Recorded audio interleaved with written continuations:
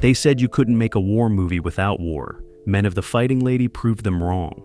This wasn't about massive battles or beach landings. It was about waiting, about men stuck on a carrier deck watching the sky, hoping their friends came back. But behind the calm exterior, nothing was simple.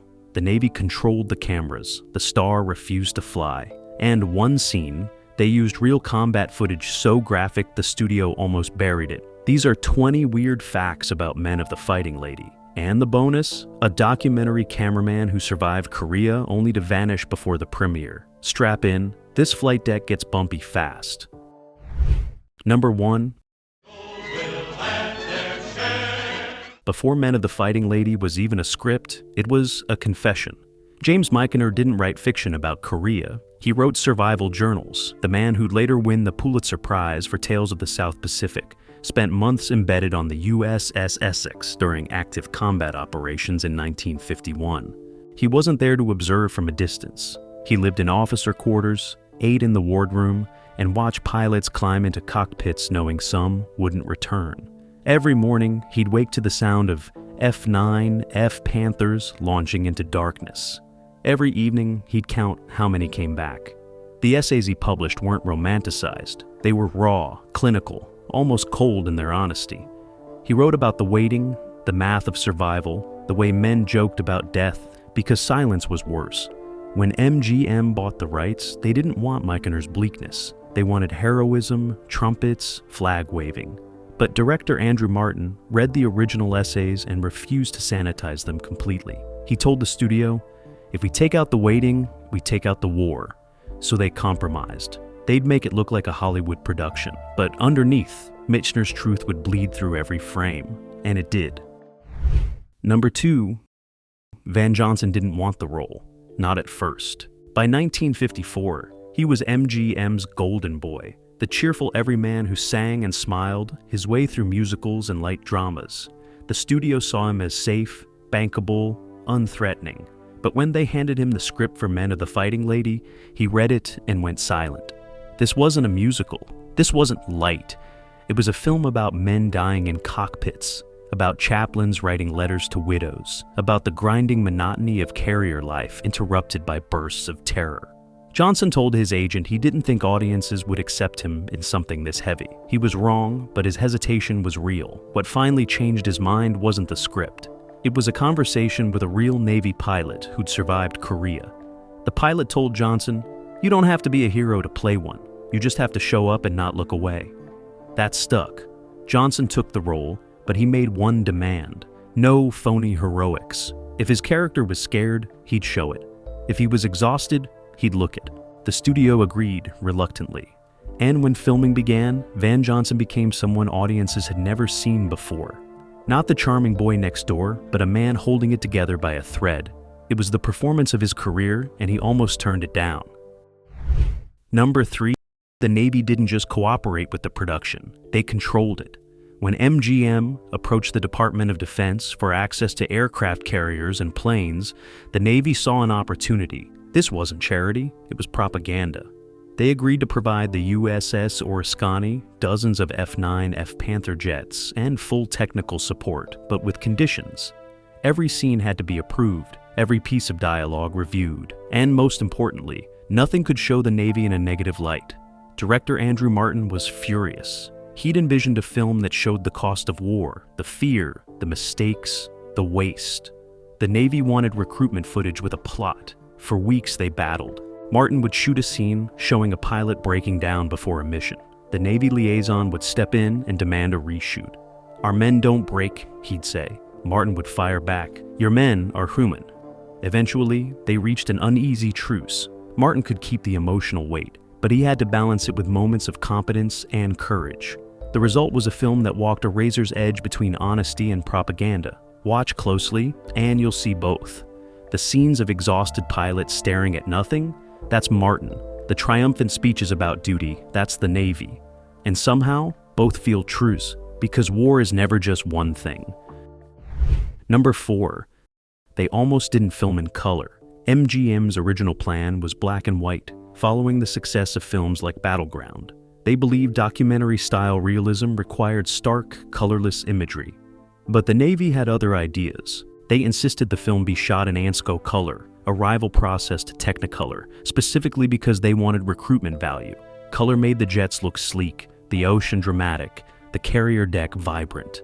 It made war look manageable, even beautiful. Andrew Martin hated the decision. He argued that color would soften the impact, make everything feel like a travelogue instead of a tragedy. But the Navy held the cards. No color, no carriers. So, Martin compromised, but he fought back in subtle ways. He desaturated the lighting in the interior scenes, making the ready rooms and sick bays feel drained and claustrophobic. He shot the flight deck during overcast days whenever possible, turning the sky into a washed-out gray that color couldn't glamorize. He used shadow and harsh sun to create contrast that felt almost black and white.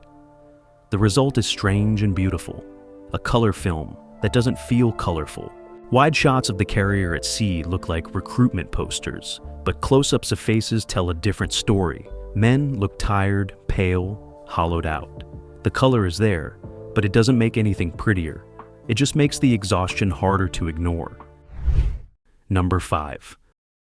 Walter Pidgeon almost drowned. He was cast as the ship's doctor, a steady paternal figure meant to anchor the emotional core of the film.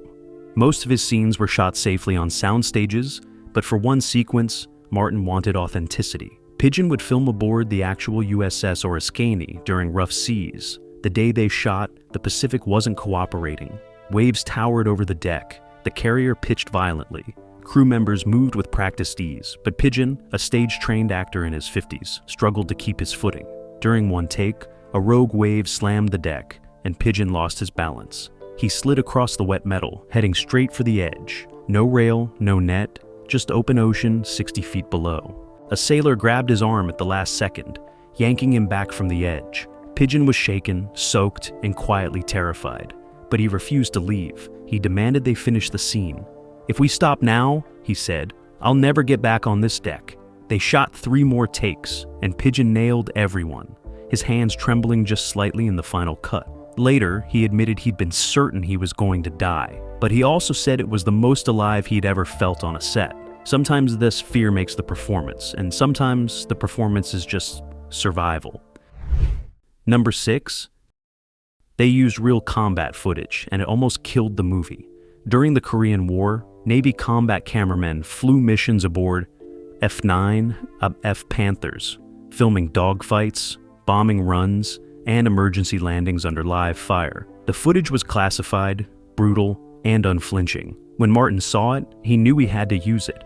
He approached the Navy and requested permission to integrate real combat sequences into the film. They agreed, but with heavy restrictions.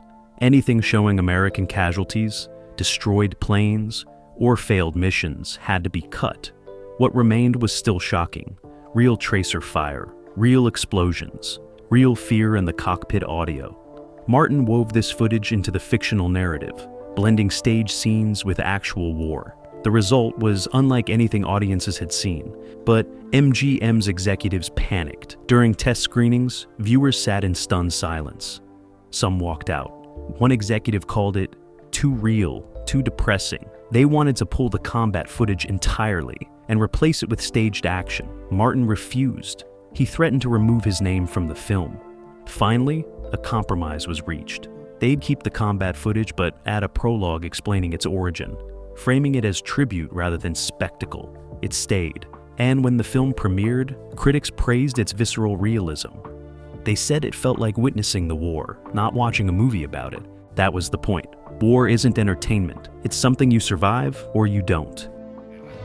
Está basada en hechos reales tomados de los... Number 7. Louis Calhern hated flying, which made his casting as an admiral particularly ironic. Calhern was a stage legend, known for his commanding presence and precise diction. On the ground, he was confident, authoritative, every inch the military leader. But put him near an aircraft, and he became a nervous wreck. During pre-production, the Navy offered to take the principal cast on an orientation flight aboard a Panther jet.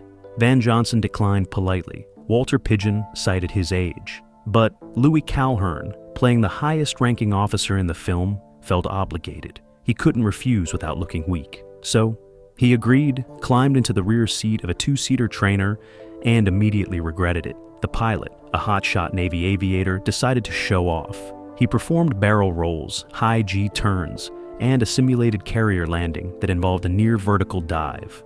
Calhern emerged from the cockpit pale, sweating, and silent. He walked directly to his trailer and didn't come out for 3 hours. Later, he told Martin, "If you ever put me in another plane, I'm quitting." Martin assured him all his flying scenes would be shot on the ground against rear projection. Calhern relaxed, but the experience changed his performance. Watch his scenes closely. Every time he sends pilots into combat, there's a flicker of something in his eyes. Not doubt exactly, more like knowledge. The knowledge that he's sending men into something he himself couldn't survive. It wasn't acting, it was memory. Number 8. The film's most emotional scene wasn't in the original script. It was improvised during a break in filming. The scene in question involves a chaplain, played by Dewey Martin, writing a letter to the family of a pilot killed in action. In the script, it was a brief moment, maybe 30 seconds, a transition between action sequences. But during rehearsal, Martin asked Martin if he could try something different. He wanted to write the letter in real time, on camera, without cutting away. Martin was skeptical, but agreed to one take. What happened next stunned everyone on set. Martin sat at a small desk, picked up a pen, and began writing. Not acting like he was writing, but actually composing a letter to a fictional widow. His hand moved slowly, carefully. He paused, crossed out a word, started again. 2 minutes passed. 3. The crew stayed silent, not daring to interrupt. When Martin finally sealed the envelope, his hands were shaking. He looked up at the camera and said simply, "This is the hardest part." Martin kept the take. It runs almost 4 minutes in the final cut, an eternity in 1950s filmmaking. No music, no dialogue, just a man trying to find words that don't exist. Test audiences said it was the most powerful moment in the film, because it wasn't about war, it was about what war leaves behind. And sometimes, the smallest gesture carries the heaviest weight. Number 9. The production hired a technical advisor who'd served on the same carrier depicted in the film. His name was Lieutenant Commander Paul Gray, and during the Korean War, he'd flown over 100 combat missions from the USS Essex, the ship that inspired Michener's original essays. Gray wasn't just hired to make sure the Navy scenes looked accurate. He was there to make sure they felt accurate. The difference mattered. Martin could have faked the procedure for launching jets, the hand signals, the deck choreography. But Gray insisted on authenticity in ways no one expected. He corrected how actors held their coffee cups in the ready room. "No one drinks like that at 4 a.m. before a mission," he'd say. He changed the way they walked on the flight deck. "You don't stroll, you move with purpose, or you die." He even adjusted how Van Johnson looked at the sky between takes. "You're not watching planes, you're counting them." Gray's attention to detail bordered on obsessive, and it drove the cast crazy. But when they watched the dailies, they understood. Every tiny adjustment added up. The film didn't just look like life on a carrier, it felt like it. And Gray knew, because he'd lived it. Years later, Van Johnson admitted, "I wasn't acting in that film. I was copying Paul Gray's survival instincts frame by frame." Sometimes the best performances aren't created. They're channeled from someone who was actually there. Number 10. The documentary Cameraman, who filmed real combat footage for the movie, never saw it on screen. His name was Lieutenant Robert Hatch, a Navy photographer who'd volunteered for combat camera duty during the Korean War. Hatch flew 47 missions, filming from the rear seat of Panther jets while under enemy fire. His footage was stunning and terrifying. Tracer rounds cutting through the frame, bombs falling from the wings, emergency landings on damaged carriers. When the war ended, the Navy classified everything he'd shot, not for security reasons, but because it was too graphic for public release. Years later, when Martin requested combat footage for Men of the Fighting Lady, Hatch's reels were declassified and pulled from storage. The director was so impressed, he invited Hatch to the premiere. But Hatch never showed up. 2 weeks before the screening, he disappeared. No forwarding address, no contact with family. Some said he couldn't face watching himself survive on screen, while others hadn't. The footage made it into the film, raw and unedited, exactly as Hatch had shot it. And somewhere, maybe he watched it alone, in a theater where no one knew his name. Because sometimes the people who capture history can't bear to see it replayed. They just move forward and hope the images don't follow. Number 11. The film's original ending was completely different, and the Navy demanded it be rewritten. In Martin's first cut, the movie ended with Van Johnson's character standing alone on the deck at dawn, staring at empty sky. No triumphant music, no resolution, just silence and exhaustion. The final shot showed him walking below deck as another squadron prepared to launch. The implication was clear. The war continues, men keep dying, and nothing really changes. The Navy hated it. They called it defeatist, demoralizing, harmful to recruitment.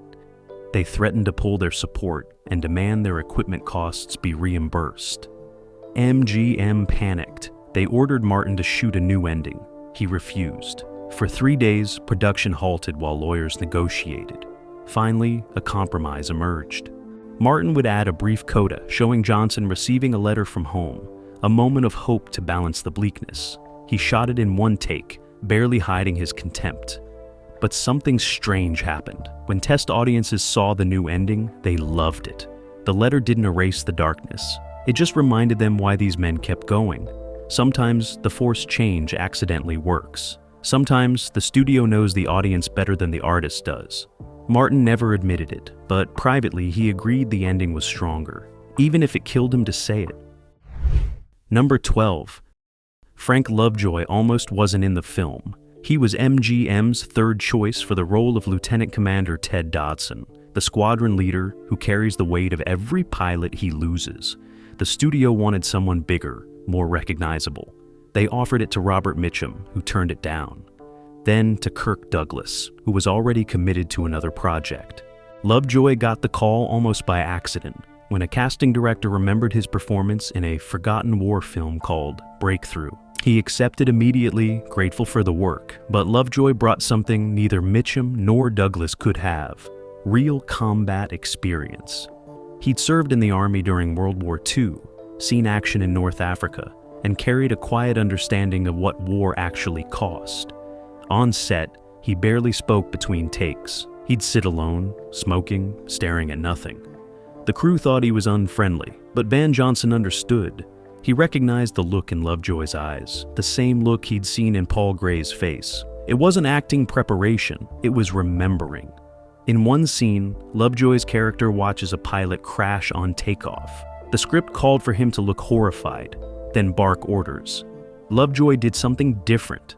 He froze, his face went blank, and for 3 seconds, he didn't move. Martin almost called cut, but something stopped him. When Lovejoy finally spoke, his voice was hollow, mechanical. It was the most honest moment in the film, because sometimes the response to death isn't emotion, it's shutdown, and Lovejoy knew. Number 13. There's a scene in the film that almost no one notices, but it changed Navy policy forever. During a routine deck operations sequence, a crew member makes a hand signal error that sends a plane careening toward a group of sailors. They scatter, the plane stops inches from disaster, and the scene moves on. Seems like standard action movie tension, except it was based on a real incident that killed 3 men aboard the USS Essex in 1952. Martin had included it as a subtle commentary on how small mistakes in carrier operations could be fatal. The Navy didn't catch it during script approval because it was buried in technical jargon, but when the film premiered, a sharp-eyed admiral recognized the incident immediately. He was furious, not because it made the Navy look bad, but because it exposed a training deficiency they'd been trying to fix quietly. Within 6 months, the Navy overhauled their deck crew, hand signal training, introduced redundant safety checks, and made the scene required viewing at officer candidate school. Martin never knew his film had changed actual Navy procedure. He died thinking that scene was just another moment of tension, but somewhere in a training facility, instructors still show that clip and say, "This is what happens when communication breaks down. Art imitates life, and sometimes life learns from art, even when nobody planned it." Number 14. The musical score almost destroyed the film's realism. MGM hired composer Miklos Rozsa, a legend who'd won Oscars for Spellbound and A Double Life. Rosa was brilliant, sophisticated, and completely wrong for this project. His first draft was a sweeping romantic score filled with soaring strings and triumphant brass. It sounded beautiful, but it killed every scene it touched. Martin watched a rough cut with Rosa's music and wanted to scream. The score made everything feel like propaganda, erasing all the quiet dread he'd worked so hard to build. He begged MGM to hire someone else. They refused. Rosa was under contract, and they weren't paying for two composers. So Martin did something radical. He started cutting scenes to silence, removing the music entirely. Long stretches of the film play with nothing but ambient sound, wind, engines, waves, breathing. Rosa was insulted. He threatened to remove his name from the credits. But Martin held firm, using music only in brief moments of genuine emotion, not as constant wallpaper. The result is a film that breathes differently than the other 1950s war movies. The silence makes you lean in, makes you uncomfortable, makes you feel the waiting. And when the music does come, it hits harder because you've earned it. Sometimes the best score is the one you barely hear. And sometimes the composer's ego has to die for the film to live. Number 15. Keenan Wynn's character was almost cut entirely. He played a wisecracking mechanic whose job was to provide comic relief between the heavy, dramatic scenes. Standard 1950s formula. Tension, joke, tension, joke. But during filming, his scenes fell flat. Not because Wynn wasn't funny, he was, but his humor felt wrong, like laughing at a funeral. Test audiences winced instead of laughed. MGM wanted to reshoot all his scenes with different dialogue. Martin had a better idea. Keep Wynn, but change the context. Instead of jokes that lighten the mood, make him a man using humor to survive. Stop playing it for laughs, start playing it for defense. They brought Wynn back for one day of pickups. Martin gave him one direction. You're not funny because you're happy. You're funny because if you stop talking, you'll fall apart. Wynn understood immediately. He delivered the same lines, but with a slight edge, a brittleness underneath. Same words, completely different meaning. In the final cut, his character works perfectly. He's still comic relief, but now you see the cracks. You see a man whistling past the graveyard, keeping his hands busy so his mind doesn't wander. It's a masterclass in how context changes everything. The same joke can be cheap or devastating, depending on who's telling it and why they need to.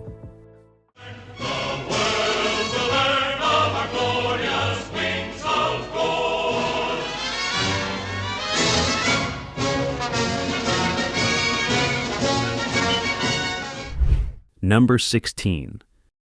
The film's most technically impressive shot almost didn't happen. It's a single continuous take following Van Johnson through the carrier's interior, down 3 decks, through tight corridors, past dozens of sailors, ending in the ready room where he receives his mission briefing. No cuts, no cheats, just one flowing camera move that lasts nearly 4 minutes. Martin was obsessed with this shot. He believed it would immerse the audience in the carrier's claustrophobic reality better than any montage. But the USS Oriskany's corridors were never designed for cameras. Too narrow, too many obstacles, terrible lighting. The crew said it was impossible. Martin refused to accept that. He spent 3 days mapping the route, removing hatches, repositioning lights, rehearsing the camera operator's steps like choreography. They attempted the shot 17 times. Equipment malfunctioned, actors missed marks, sailors wandered into frame. On the 18th take, everything aligned. The camera glided through the ship like a ghost, and Johnson moved with it perfectly, his face showing the transition from open air to buried claustrophobia. When Martin yelled "cut," the entire crew erupted in applause. It's still one of the great tracking shots in 1950s cinema, and almost nobody notices it because it feels so natural. That's the magic of technical perfection. When it works, it's invisible. Number 17. The film accidentally created a real Navy tradition. There's a scene where pilots touch a small photograph of a woman taped to the bulkhead before climbing into their cockpits.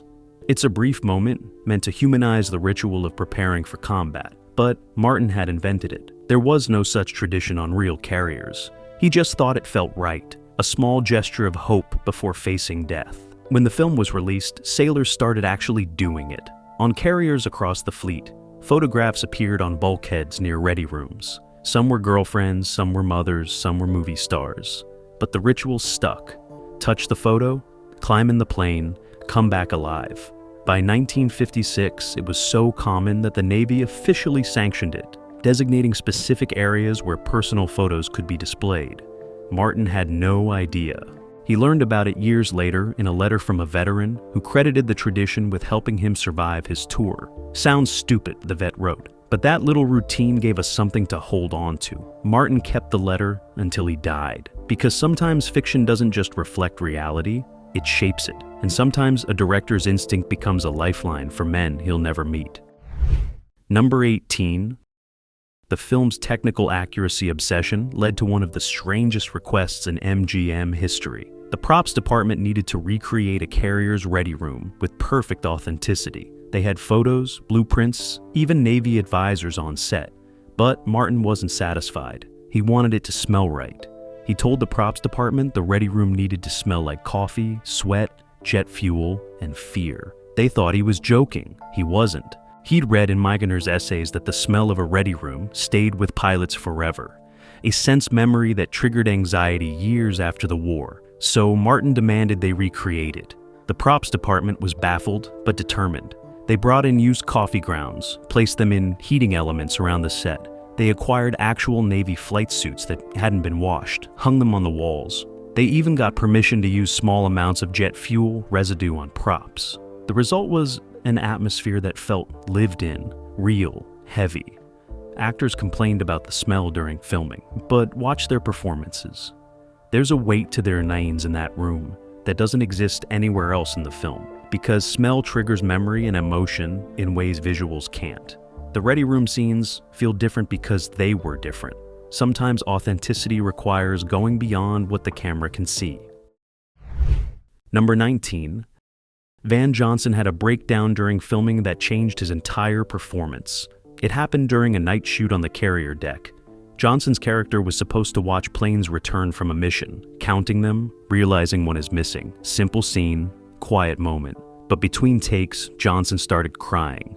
Not acting crying, real tears. He couldn't stop. The crew thought he was having a personal crisis. Martin pulled him aside, asked what was wrong.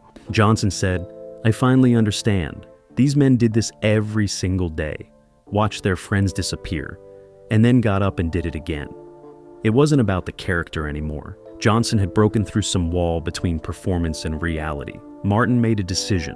He cleared the set except for essential crew, reset the cameras, and let Johnson play the scene exactly as he was feeling it. Raw, unfiltered, barely controlled. That take is in the film. You can see it.